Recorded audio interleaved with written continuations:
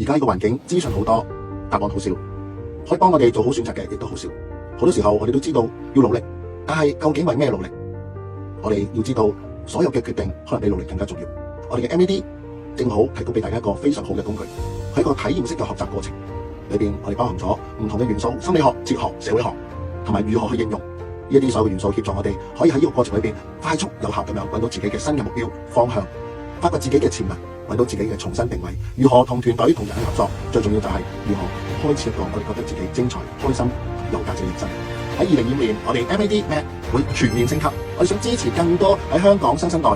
佢哋去創業，佢哋喺工作上面發揮更好，同埋去創造佢想要嘅人際關係。所以我特別想同大家介紹下嘅係，今年2025年，我哋會一個訓練兩個部分3段式嘅收費。一個訓練意思係話，我哋嘅基本課程、高級課程同埋領袖行動課程，其實係我哋認為最有效去協助你嘅一個訓練。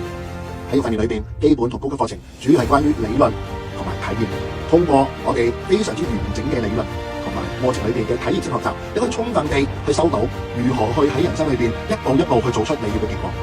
當然去到領袖行動嘅時候，我哋都會更加去發掘你嘅能力。最重要係我哋真係由冇到有，去為你嘅目標一步一步成真。所以我哋嘅領袖行動唔單止係個課程，更加係個實踐嘅過程。好多我哋領袖行動嘅課程同學都喺短短3個幾月裏邊創造咗非常驚人精彩嘅結果。除此之外，我哋今年好重要嘅係，我哋好想去為所有我哋嘅年輕一代嘅創業家，所有嘅管理者，去俾佢收到，唔單止你一個人可以搞掂，通過你嘅學習，通過你嘅成長，你都可以帶動你身邊嘅人，因為有你，佢哋會變得更好，佢哋會變得更有動力，佢哋會變得更有目標感。